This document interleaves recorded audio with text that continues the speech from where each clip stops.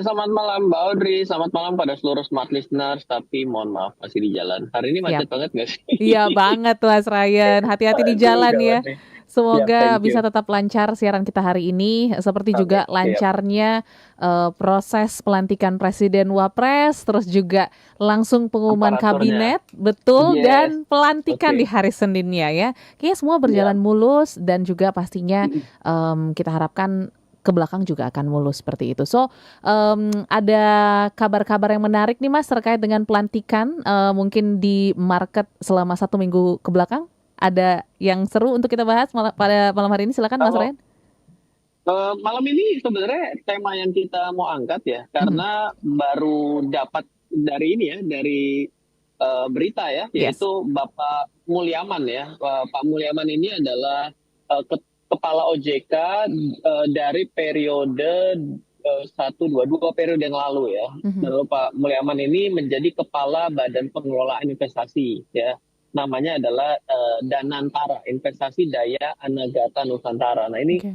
menjadi menarik karena kalau nanti kita pelajari ternyata ini seperti Temasek di Singapura gitu. Hmm. Ini menjadi sesuatu yang baru ya, sesuatu yang baru dan akan menjadi menjadi sesuatu yang akan terus-menerus berjalan di kemudian hari. Jadi kita sebagai masyarakat kita juga perlu melihat hal ini seperti apa bahwa kata-kata investasi ini semakin melekat loh di negara kita dan tentunya kita juga harus semakin melekat juga ke dalam diri kita bukan? Mungkin itu yang Yes. akan kita bahas ya di tema hari ini. Tapi Oke. Mhm. saya juga kepingin menggarisbawahi kinerja ya. Boleh dibilang Oke. kalau kita lihat dari selama 1 minggu ya Mhm. mungkin karena sudah berganti presiden, woi mantep ya. Akhirnya Uh, bisa Pak Jokowi 10 tahun menyelesaikan tugasnya dan sekarang betul. jadi sudah ada presiden yang baru. Semoga Pak Prabowo ini juga bisa melanjutkan apa yang menjadi pekerjaan PR dari Pak Jokowi. Mhm. Ini 1 minggu kalau kita perhatikan ini penguatannya lumayan seru ya, Oke. 2,12%. Wah. Nah ini kalau kita lihat dari sudut pandangnya secara nasional, tidak kita tarik ke internasional, maka sebenarnya respon masyarakat dari investasi ini terlihat bahwa berani untuk entry lah. Kenapa? Karena di sini terlihat dalam 1 minggunya itu signifikan Mhm. kenaikannya 2,12% gitu. Ya. Jadi kalau kita lihat dari market ya, tapi kalau kita bagaimana ngelihat dari nilai tukar ya, ini juga menarik nih.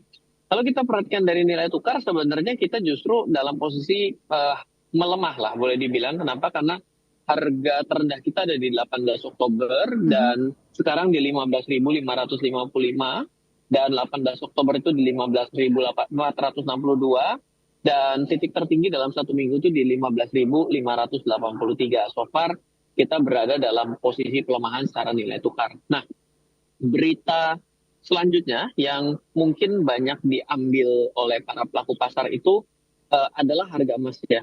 Oke. Di mana harga emas dunia itu per hari ini pun dia kembali nyundul-nyundul level tertingginya lah. Mhm. Karena kita sudah berada di level 2.733 US dollar per troy ounce, di mana untuk satu all time ya itu di 2.740. Jadi ini sudah mulai mepet. Nah, kalau harga emas dunia ini sudah mulai tersundul kembali di all time high-nya, maka ada beberapa hal yang akan kita dapatkan gambaran atas perilaku masyarakat di dunia. Hmm. Ya, satu adalah kekhawatiran mengenai inflasi yang meningkat. Oke. Kedua itu adalah ketidakstabilan geopolitik yang meningkat.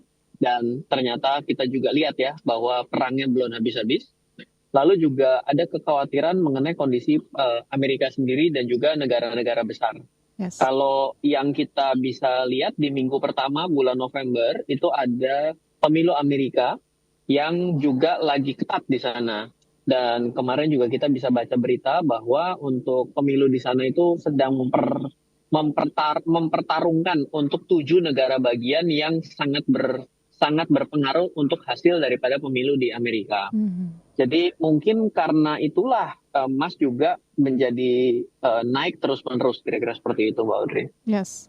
Oke, itu adalah, apa ya, kondisi pasar ya, mungkin dari peralihan, sebelum ke kabinet yang baru gitu ya, Mas Ryan ya. Jadi memang terlihat sedikit peningkatan yang cukup signifikan gitu ya, sekitar 12% tadi menarik Mas Ryan sampaikan. Dan mungkin kita 2%, 2%, 2% gitu ya? 2%. Iya, Aha. 12% satu minggu serem banget. Agak Kalau drastis ya. kripto 12% biasa aja. Iya iya iya iya. Ya, Oke, tapi, oke. kita kembali lagi gitu ya terkait dengan pengelolaan investasi. Sepertinya memang, pemerintahan yang sekarang gitu ya, karena memang punya target yang cukup tinggi juga dari sisi ekonomi yaitu 8% gitu ya Mas Ryan ya. Apakah memang faktor pengelolaan investasi ini menjadi satu unsur yang cukup menarik nih untuk mendukung, peningkatan perekonomian di Indonesia selama Iya, 5 tahun ke depan. Tapi sebelumnya, iya. kita tahan dulu ya Mas Ryan ya, supaya nggak kepotong. Setelah ini Oh, kita siap. akan Oke. Iya, lanjut iya. pengelolaan investasi khususnya, terkait dari pengelolaan investasi Temasek gitu ya. Cuman kita balik lagi back to basic gitu Mas Ryan, karena kan cita-cita Indonesia di pemerintahan yang baru ini cukup tinggi gitu ya terkait dengan ekonomi. Apakah memang faktor pengelolaan investasi ini juga menjadi unsur yang penting gitu ya untuk mencapai ke arah cita-cita itu Mas Ryan? Silakan. Ya, mungkin dengan ditempatkannya Pak Erick Thohir di posisi pada saat Pak Jokowi menjabat, Mhm, kita melihat bahwa banyak hal yang dilakukan oleh Pak Erick ya. Salah betul, satu yang saya ingat itu adalah menggabungkan bank syariah secara BSI. perusahaan Ya. BUMN, bank BUMN, bank syariahnya digabungkan menjadi Mhm, BSI seperti itu. Nah itu menjadi sesuatu yang menarik di mana kalau sebuah bisnis yang overlap pada akhirnya buat apa? Karena ketika bisnis yang overlap kan akhirnya saling bersaing seperti itu ya. betul. Nah kalau kita melihat lagi sebenarnya kita ambil dari yang pemberitaan lah boleh dibilang ya bahwa Mhm, apa yang mau dijadikan sebagai agenda itu kan bahwa mengelola dana yang pada akhirnya investasi ini akan seperti sebuah dana abadi lah boleh dibilang mmm, yang akan dikelola di sana. Ya, artinya bedanya apa sih di sini? Artinya ada sebuah uang yang akan dikelola secara terus-menerus yang akhirnya bisa akan tergenerate uangnya dan bisa untuk mencukupi setiap kebutuhan-kebutuhan. Mungkin awal muasalnya tuh kalau kita baca seperti itu. Ini pun berita ini juga sangat baru pada mhm, hari ini ya. yes, Baru tadi saya terima sekitar jam 1 atau setengah 2 gitu ya. mhm, Dan juga artinya di sini orang juga akan masih bingung ya sebenarnya apakah BUMN akan nggak ada, nah, apakah ini akan menjadi yang paling duluan gitu. Tapi betul, sebenarnya kalau saya lihat ya di sini, artinya kita sadar bahwa ada investasi-investasi yang selama ini mungkin kalau kita lihat tidak terlalu tepat dilaksanakan atau mmm, bagaimana kata kunci yang keren itu lah bagaimana mengutilisasi aset yang dimiliki. Karena ketika utilisasi aset itu tidak optimal, maka ya hasilnya juga nggak akan berjalan dengan baik. Mungkin kita akan coba ambil dari contohnya jangan terlalu yang besar ya secara oke, pemerintah lah ya, yes, jangan juga negara. Tapi gimana kalau kita di dalam kehidupan kita sehari-hari? Semuanya mungkin bekerja, semuanya mungkin berpendapatan. Tapi kenapa ada yang makin kaya, ada yang nggak kaya-kaya, ada yang makin miskin? mmm, oke, Nah ini kan berarti ada hal yang menarik kita perlu tahu. Berarti kalau yang makin hari makin kaya, apakah pengelolaan keuangannya baik? mhm, Satu. Yang kedua, apakah investasinya pinter? yes, Iya dong, pasti iya, kan salah satu dari dua itu. betul, Nah, kalau sekarang yang dia itu yang biasa-biasa aja ya berarti mengambil konsep biasa, ya, lancar. mhm, Tapi akan miskin pada waktunya juga. oke, Nah, kalau misalnya kita ambil yang kenapa makin hari makin miskin, ya biasanya karena pengeluaran makin besar, tapi tidak disertai dengan pendapatan yang baik. Contoh kita zoom out sekarang ke dalam konsep negara, mhm, ya.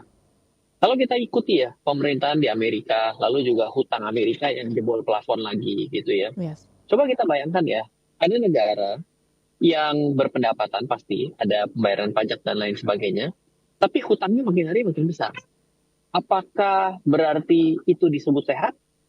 Enggak belum loh, tentu kalau ya, secara pribadi, berarti itu namanya makin hari makin miskin. mhm, Kenapa? Karena dengan hutang yang makin besar, itu berarti kan minus makin banyak. yes, Kenapa maksudnya minus? Ya coba, sekarang berhenti, jangan ada pendapatan. Berarti kan minusnya akan semakin besar karena ada bunga yang harus dibayar, benar nggak? mhm mhm, Nah ini adalah sebuah hal yang diakibatkan karena pengelolaan investasi yang keliru, ya, atau ya pengeluaran yang tidak tepat guna. atau pengeluaran yang sudah begitu besar sehingga tidak bisa mengelola dengan pendapatan yang terbatas. Mhm. Nah, kalau kita perhatikan sekarang di Indonesia, beberapa waktu yang lalu ya, kita melihat ada saja kasus-kasus untuk pengelolaan dana pensiun bermasalah, ya kan? Mhm. Lalu juga asuransi-asuransi, Ya. ya, itu juga bermasalah dalam mengelola premi yang diterima. Lalu yang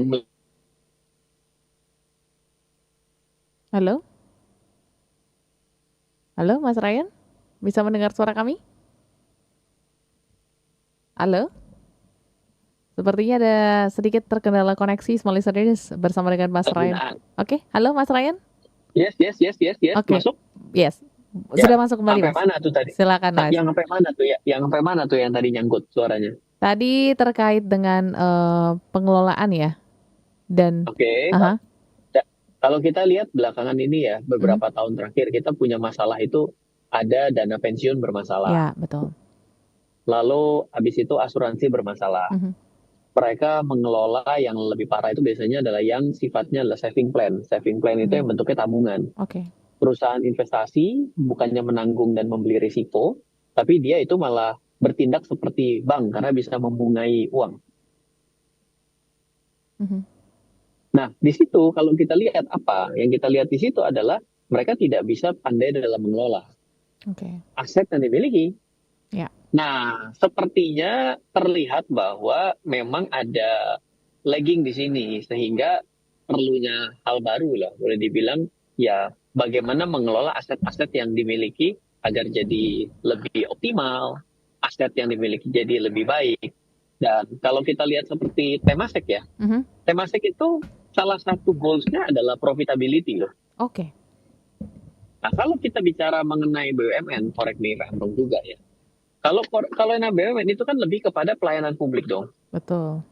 ya kan? Bagaimana bisa melayani agar hal-hal yang sifatnya fundamental itu akhirnya bisa terfasilitasi kepada masyarakat kan seperti itu ya, Ya, ya kan? Sehingga kan poin di sini beda betul. ketika sebuah perusahaan itu bisa untuk dikejar secara profitability-nya menjadi salah satu target utama, di mana yang satu lagi itu adalah target utamanya adalah mengenai bagaimana agar masyarakat itu bisa terlayani dengan baik. Mhm, Mindset utamanya kan sudah berbeda. berbeda ya.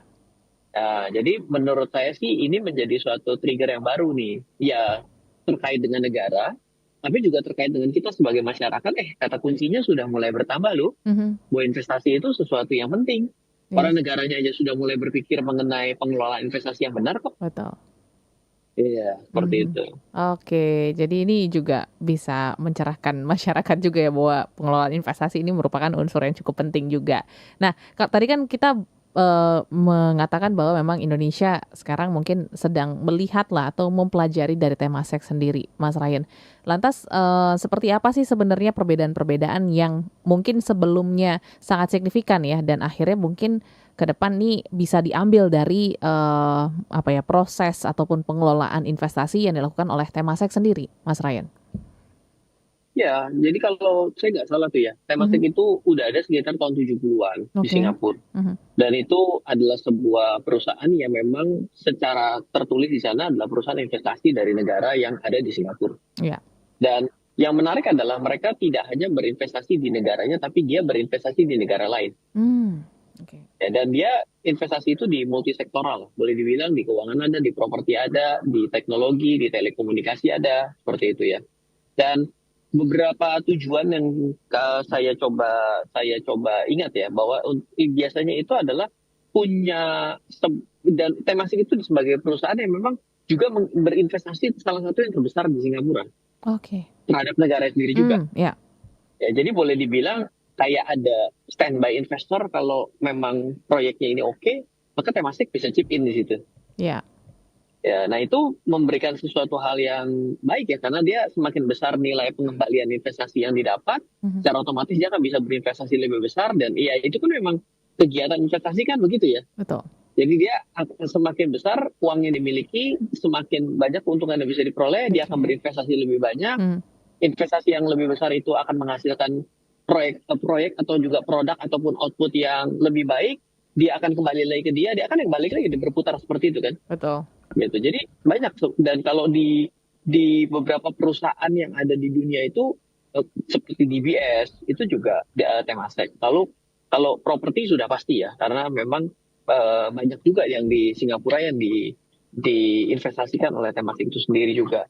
Dan tentunya seperti perusahaan-perusahaan bukan perusahaan tapi sektoral seperti infrastruktur itu di sana juga proyek infrastruktur itu dihandle oleh Temasek juga ada seperti pelabuhan, bandara, jalan tol seperti itu. Jadi ya memang ini menjadi salah satu kata kayak semacam standby investor lah ya boleh dibilang ya. Oke. Tapi tentunya untuk suatu proyek-proyek besar yang bisa memberikan suatu kontribusi kembali, tapi juga profitability yang terlihat di situ.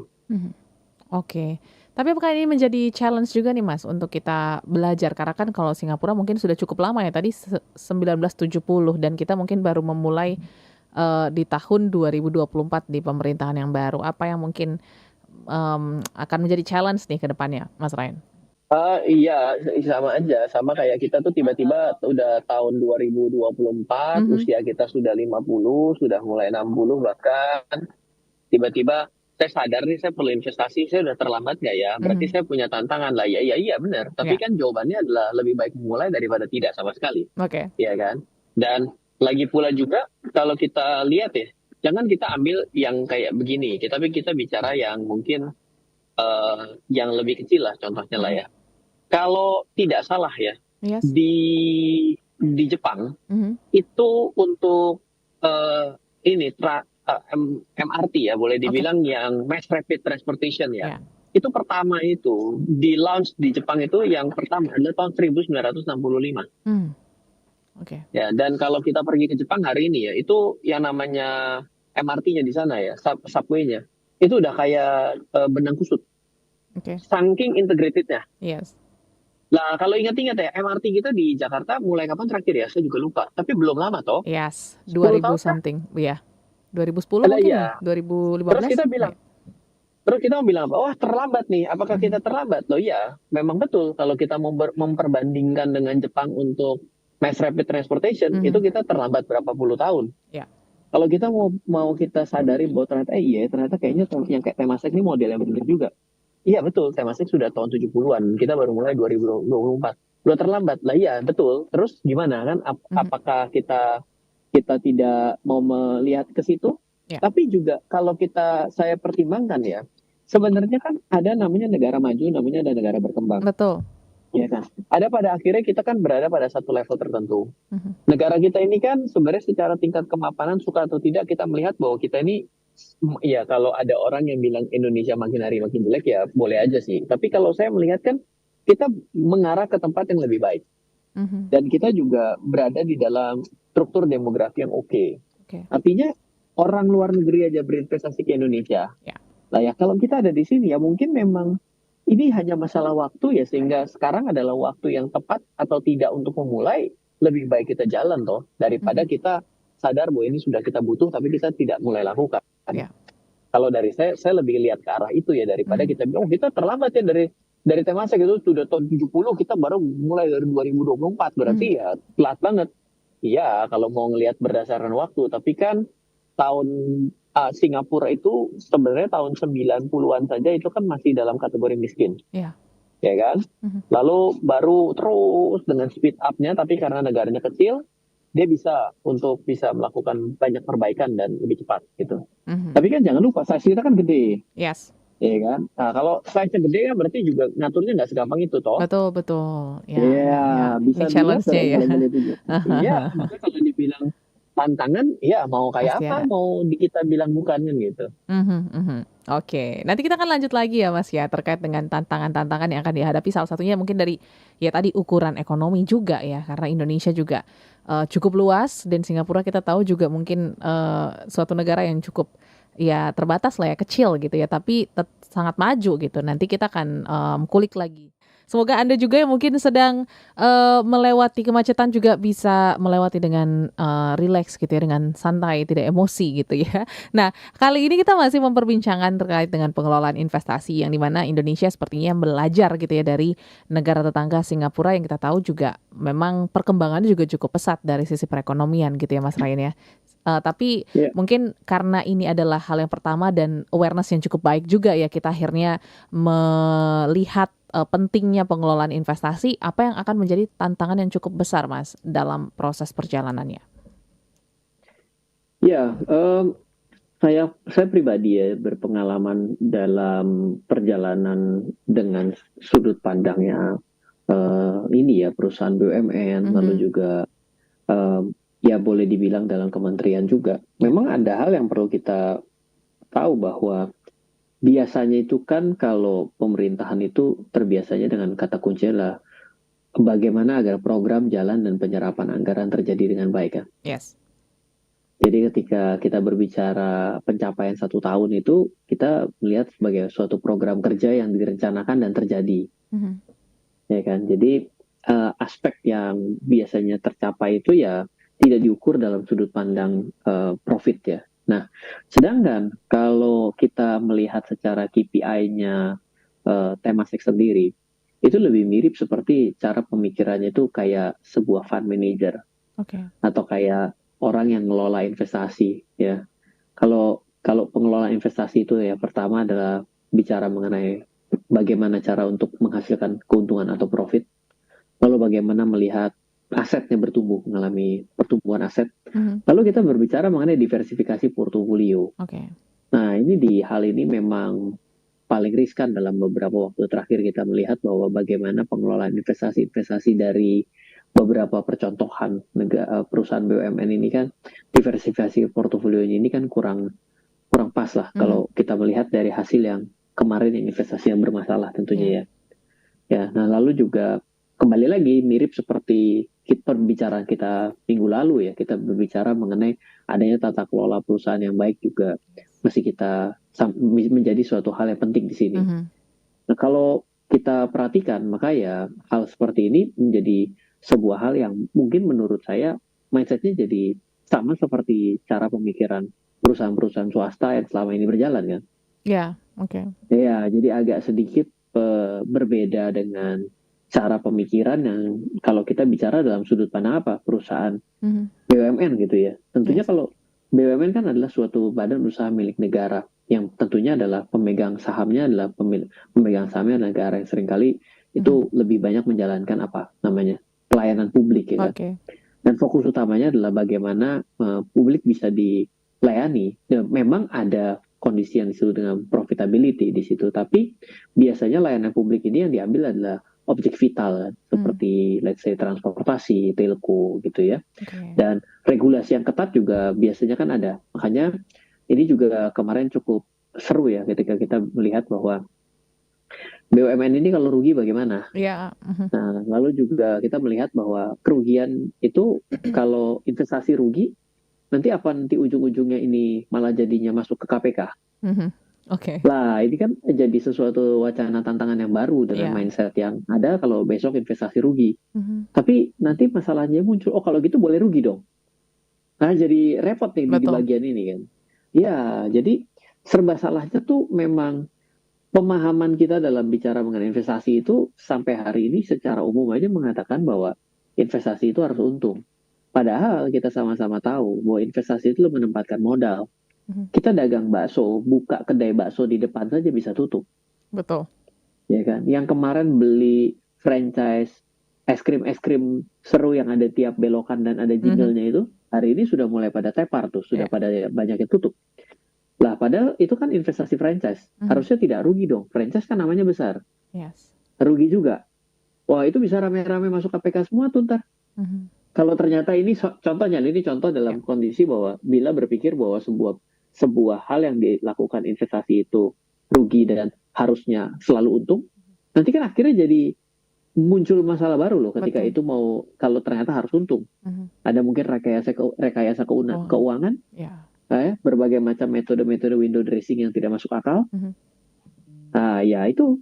akhirnya kan terjadi juga dalam beberapa waktu terakhir itu komisarisnya saja ya, komisarisnya tidak mau menandatangani laporan keuangan toh, yang hasil audit dari sebuah perusahaan maskapai penerbangan tuh. Ya.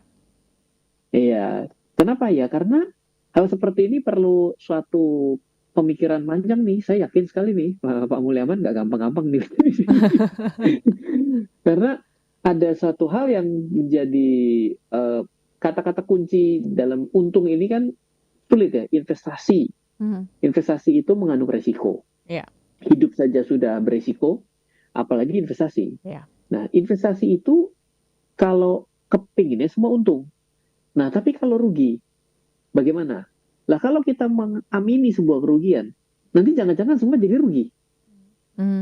Nyampe nggak pemikiran itu kan bisa jadi dong. Betul. Gitu. Nah ini kan akan jadi sesuatu yang perlu penuh dengan tabrakan nih dengan mindset ini gitu. Nah itu ya pasti akan terjadi nanti tuh. Gitu. Saya juga penasaran lanjutnya gimana sih. Yes.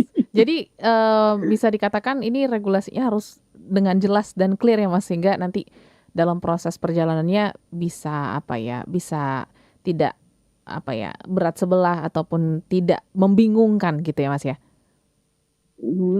Penuh dengan tantangan lah. Kalau kita bicara sekarang nih, perusahaan-perusahaan infrastruktur udah pada kena PKPU. Iya. Lah itu berarti kan bagaimana gitu kan. Nah nanti kalau kita bicara mengenai investasi gitu ya, orang yang menginvestasikan di sana dan ternyata dalam prosesnya kena kerugian, terus bagaimana ceritanya juga. Dan boleh rugi dong, harusnya kan investasi. Atau harus untung lah. Kalau harus untung, lah bagaimana kan perusahaan yang namanya investasi bisa rugi. Betul. Ada itu kan kata-kata itu bolak-balik terus itu. Bingung gimana cara menyelesaikan. Iya. Oke, ini jadi salah satu tantangan ya yang harus dihadapi dalam fokus pengelolaan investasi ke depan. Dan mungkin juga menjadi challenge juga gitu ya untuk kita masyarakat Indonesia untuk memahami regulasi ini, seperti juga pertanyaan yang sudah masuk nih Mas Ryan ya dari Pak Akbar yang ada di Banjarmasin ya, rame Banjarmasin ya. Selamat malam Mas Ryan, mau tanya terkait dengan proses perjalanan pengelolaan investasi ini.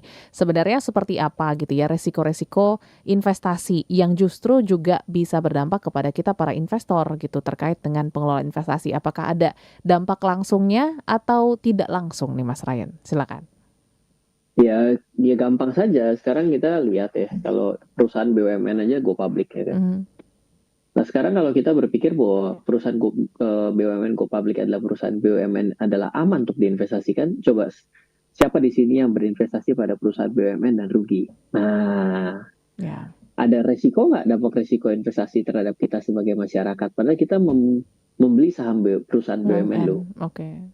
Ada resiko di situ, ya kan? Dan hal yang menarik dia di sini ketika kita melihat, tapi ini saling mengecek dan saling mengkoreksi ya. Kalau saya salah dengan tangan dan kaki terbuka ya, saya minta dikoreksi. Kalau kita perhatiin perusahaan BUMN, tentunya di negara kita kan ada listed company ya. Betul. Lalu kan kita juga bisa melihat ternyata ada perusahaan BUMN ini yang akhirnya bersaing dengan sektor swasta, dengan perusahaan swasta ya, di sektor yang sama. Yang menarik kalau kita lihat, itu terlihat sekali bahwa secara struktur organisasi terasa lebih gendut. Dan terlihat lebih gendut itu berarti terlihat lebih apa? Terlihat lebih boros. Ketika lebih boros berarti operasional cost-nya bertambah. Meningkat ya. Lah ya, lain daripada urusan profit dan tidak, dan juga mampu menjual atau tidak, ternyata dapat kita lihat cost-nya lebih tinggi. Kenapa? Karena strukturnya gendut. Nah, struktur yang gendut itu apakah perlu? Ternyata dijawab di sektor swasta, dengan di sektor yang sama, di swasta, di perusahaan swasta, nggak perlu segitu tuh, gitu kan? Nah, mindset itu juga harus bisa dibetulin bahwa perusahaan BUMN harus bisa bersaing dengan swasta dengan sudut pandang efisiensinya. Bukan berbicara mengenai label ke BUMN-nya saja kan, seperti itu ya. Nah, lalu juga kita mesti melihat ternyata tidak semua perusahaan yang walaupun dengan labelnya adalah negara itu adalah aman untuk diinvestasikan kan. Betul. Iya, makanya saya sebenarnya hal ini terlalu prematur ketika kita membahas ya. Kenapa? Karena baru hari ini juga nih mengenai Badan Pengelola Investasi. Tapi saya langsung tertarik karena dua di sini.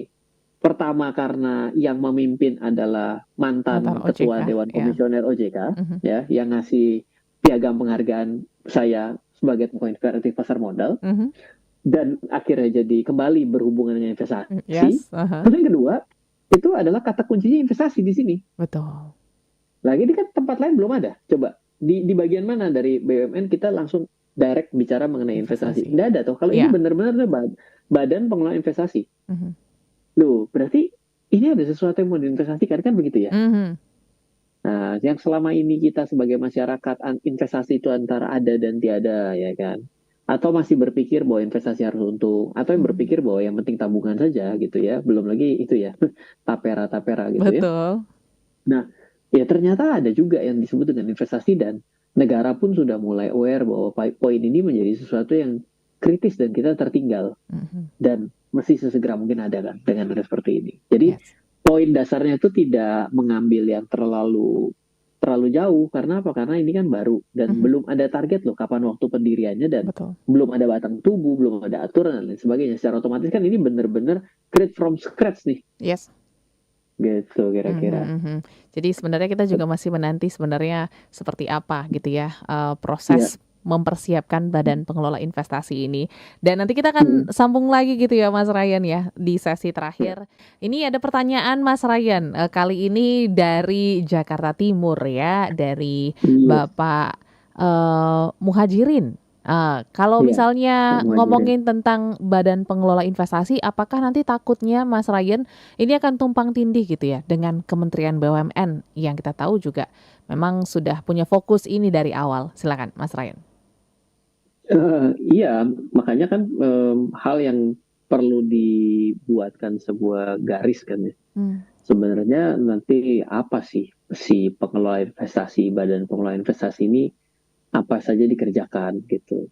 Nah, memang kita coba lihat seperti tadi yang saya kemukakan bahwa hal yang paling gampang itu ya kita melihat si Temasek Holdings yang ada di Singapura gitu. Gimana Hmm. kalau orang berpikir bahwa Temasek Holdings itu berpikir dengan sudut pandang BUMN-nya Singapura, Yes. sebenarnya ini lebih tepatnya adalah perusahaan investasi negara. Nah, kata kunci perusahaan investasi negara itu adalah si perusahaan ini memang melakukan tindakan investasi. Hmm. Gitu. Investasi means adalah penempatan modal. Ya. Bukan dia yang mengerjakan loh. Oke. Kalau saya sebagai seorang investor, Mhm. apakah saya akan menjadi seorang yang melakukan pekerjaan tersebut? Ya enggak dong. Mhm. Tapi kalau saya sebagai sebuah perusahaan, bisnis saya jalan, Ya. lalu saya melakukan penempatan investasi. Berarti kan sebenarnya yang terjadi adalah saya itu memiliki source of income, di mana source of income itu menghasilkan uang buat saya dan menghasilkan keuntungan. Mhm. Keuntungan yang saya miliki, saya investasikan. Yes. Beda loh sama saya bertiga, ya, sama Mbak Audrey, sama teman saya, kita bertiga kumpulin duit, ditaruh, lalu ditempatkan uangnya. Hmm. Berarti Ya. saya sedang melakukan penempatan investasi. Sih. Oke. Di mana ya atas kita bertiga ini sebenarnya yang terjadi di tengah itu kan tidak ada usahanya. Source of income-nya dari mana? Ya source income-nya adalah dari pendapatannya Mbak Audrey, pendapatannya Ryan, pendapatan temannya Ryan, Mhm. ditaruh di tengah, dan memang yang di tengah ini bukan sebuah perusahaan yang mengenerate income. Ini menjadi sesuatu yang menjadi sangat fundamental dalam cara berpikir. Yes. Makanya jelas ini orang bilang begini, nggak ada ngaruh Ryan. Dua-duanya juga sama. Kalau untung kan memberikan keuntungan, memberikan dividen. Mhm. Iya, tapi bedanya adalah saya itu bisnis dulu menghasilkan keuntungan, uang saya pakai untuk beli perusahaan lain. Nah, itu berarti saya sedang berinvestasi kepada perusahaan lain. Tapi Yes. identitas saya sebagai bisnis apa di awal itu sudah jelas. Hmm. Bisnisnya apa misalnya? Oh, saya adalah perusahaan konsultan keuangan. Karena bisnis saya rame dan menghasilkan keuntungan, saya beli perusahaan batu bata misalnya. Boleh dong. Oke. Berarti kan saya berinvestasi pada perusahaan batu bata. Ya. Nah, itu adalah yang terjadi dalam konsep si perusahaan swasta secara umum Mhm. yang memang beroperasi dan perusahaan BUMN kan juga begitu. Dia punya anak usaha BUMN kan. Ya. Nah, biasanya anak usahanya BUMN apa? Untuk menunjang bisnisnya. Mhm. Makanya dipertanyakan, ini kenapa bisnis BUMN-nya apa, tapi ujung-ujungnya menjadi perusahaan pengembang properti kan ditanyakan tuh Ya. sama Pak Erick Thohir kan. Loh ini kok anak usahanya tidak ada hubungan dan mendukung dari bisnis utamanya sih? Karena kalau kita sebagai sebuah perusahaan bisa lompat sektor gitu ya. Yes. Kalau kita sebagai swasta sih boleh kita bilang, saya kan melakukan sebuah diversifikasi, saya melihat ada sebuah peluang di tempat lain. Ya. Tapi kalau perusahaan BUMN kan sebenarnya jadi pertanyakan, oke sih, terus hubungan kamu untuk mendukung usaha utamamu apa? Nggak ada sih, karena saya lebih duit aja. Kan jadi aneh. Yeah. Karena sudut pandangnya kan adalah, berapa banyak uang yang kamu investasikan, membuat bisnis kamu menjadi besar, dan bisa mengembalikan kembali kepada bisnis utama kamu, nah itu berarti investasinya berjalan dengan baik. Yeah. Nah, itu adalah kondisi kalau kita set up ini sebagai suatu perusahaan yang berinvestasi. Tapi kalau di sini kan beda. Memang uangnya yang ditempatkan bukan uang lah, aset yang ditempatkan pada si badan ini, itu memang akan melakukan tindakan placement. Jadi yang dilakukan itu adalah kayak orang pergi ke supermarket, ya kan? Dia bawa, dia punya troli dengan bawa gembolan uang, ya. Pak Mulyaman nih ceritanya, Pak Mulyaman. Ya, dia troli. Ayo, mana yang bagus-bagus perusahaannya? Antri depan saya lihat. Ya dong, glodok. Kamu bagus ya? Oke, sini saya due diligence ya. Aspek legal. Oke, visibility study-nya. Oh ya, oke. Gimana growth portofolionya? Oke, kamu apa nih obstacle-nya? Oh ya, oke, bagus nih. Oke nih buat invest. Makasih duitnya. Beda dong. Cara berpikirnya beda. Sama kayak saya pergi bawa troli, bawa duit. Gitu. Duitnya datang dari mana? Oh, itu bukan urusannya tuh. Nggak begitu caranya. Nggak di situ gitu. Karena memang itu tidak dari sana. Dan boleh saja kok investasinya nyebrang antara ke kiri sama ke kanan, nggak ada hubungannya. Loh iya memang saya kan saya tidak ada tugas utama untuk membesarkan usaha saya yang paling awal. Usaha saya yang paling awal adalah sebagai perusahaan investasi. Maka pekerjaan saya menjadi seorang investor. Mana yang memberikan keuntungan bagi saya untuk membuat investasi yang saya miliki asetnya membesar, ya berarti saya akan bisa ambil. Kan jadi beda tuh. Cara berpikirnya jadi jauh kan? Ya, jadi moga-moga nggak ketukar sih di poin ini. Ini adalah imajinasi dan bayangan saya loh ya. Dan juga melihat Temasek ya. Jadi kalau ternyata nanti bisa beda, ya mari kita coba belajar. Tapi inilah pentingnya juga bahwa hal kayak gini pun dalam kehidupan kita sehari-hari pun kita tidak sadar. Yes. Kita punya bisnis, ya kan? Bagaimana bisnisnya akan berkembang? Buka cabang. Buka cabang itu kan menjadi salah satu cara untuk berinvestasi pada tempat yang baru untuk mendukung bisnis utama, benar nggak? Betul. Ya dong, saya nggak punya cabang, bikin cabang. Berarti membuat saya punya pemasaran jadi lebih besar. Penyerapan lagi lebih bagus, gitu kan? Lah itu kan kadang orang tidak sadar bahwa itu yang terjadi adalah sedang melakukan tindakan penempatan investasi dari bisnis utamanya, toh? Iya. Oh, saya sekarang punya perusahaan laundry. Karena laundry saya sudah banyak, saya akan mengakuisisi apa misalnya adalah itu pabrik sabun, boleh dong? Ya, loh kok pabrik sabun? Oh iya, karena saya punya konsumsi itu sudah 80% dari pabrik tersebut. Berarti kan pabrik itu udah makan dari saya. Dan saya bisa membesarkan pabrik itu. Berarti ya saya akan akuisisi pabriknya. Karena dasar datangnya saya dari perusahaan, dari saya laundry. Laundry saya butuh sabun. Ya kan? Jadi saya mengakuisisi sesuatu yang bisa mendukung unit usaha saya. Ya kan itu juga terjadi. Saya punya apa perusahaan mie instan. Yang saya akuisisi apa? Terigu. Telur. Ya kan? Saya perusahaan apa? Air mineral. Yang saya akuisisi apa? Pabrik, PET. Ya kan? Pengolahannya. Iya kan? Gitu ceritanya. Oke. Dan ini memang seperti yang Mas Ryan katakan ya, ini masih dalam proses yang panjang dan juga memang belum dibentuk secara peraturannya seperti apa, prosesnya seperti apa. Tapi memang ini wacana yang cukup baik juga ya untuk Indonesia bisa memperhatikan lagi terkait dengan pengelolaan investasi. So, mungkin catatannya Mas Ryan untuk kita masyarakat Indonesia yang juga mungkin masih menantikan sebenarnya seperti apa teknis dan juga pelaksanaan badan pengelolaan investasi ini harus mencatat sisi apa nih Mas dari pengumuman hari ini, silakan. Dari saya membacanya adalah buat diri kita pribadi ya, bahwa ternyata kata-kata investasi itu ya menjadi sesuatu yang sekarang ada di dalam top of mind lah. Disadari bahwa tidak semua pihak sebuah perusahaan BUMN pun dan juga perusahaan BUMN itu pintar berinvestasi. Oke. Lah ya sekarang artinya adalah dengan adanya sebuah tempat memang spesialisasinya adalah bawa troli dan invest, diharapkan investasi-investasi yang terjadi ke depan yang melibatkan negara itu justru ya dikelola dengan benar. Hal ini kan juga mungkin terlihat menjadi kritis bahwa ternyata selama ini pengelolaan investasinya banyak yang bermasalah. Yes. Ya kan kita cuma lihat secara apa ya, netral lah ya, bukannya ada hal yang kita mau sudutkan gitu. Ya mungkin iya betul ada akibat pandemi, mungkin juga betul karena akibat ini dan itu. Tapi pada akhirnya adalah mengelola uang itu repot adalah tidak punya uang. Yang ngelola uang susah karena nggak ada duitnya. Yes. Dan punya uang, ngelola uangnya pun ketika uangnya ada pun juga nggak gampang. Makanya memang ini menjadi sesuatu hal yang perlu kita pikirkan, bukan seenggaknya bukan untuk negara kita sendiri dulu lah. Kita pikirkan buat diri kita sendiri.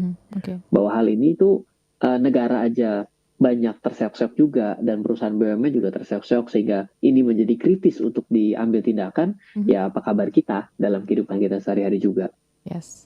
Oke, jadi ini menjadi catatan untuk kita small listeners untuk lebih concern lagi terkait dengan investasi yang juga semakin digencarkan oleh pemerintah sehingga juga pastinya kita bisa menjadi investor-investor yang cerdas juga ya dengan meningkatkan literasi-literasi yang mungkin bisa Anda dapatkan dalam Smart Market Insight setiap Selasa dari jam 7 sampai dengan jam 8 pastinya bersama dengan Mas Ryan Filbert. So thank you Mas Ryan insight-nya.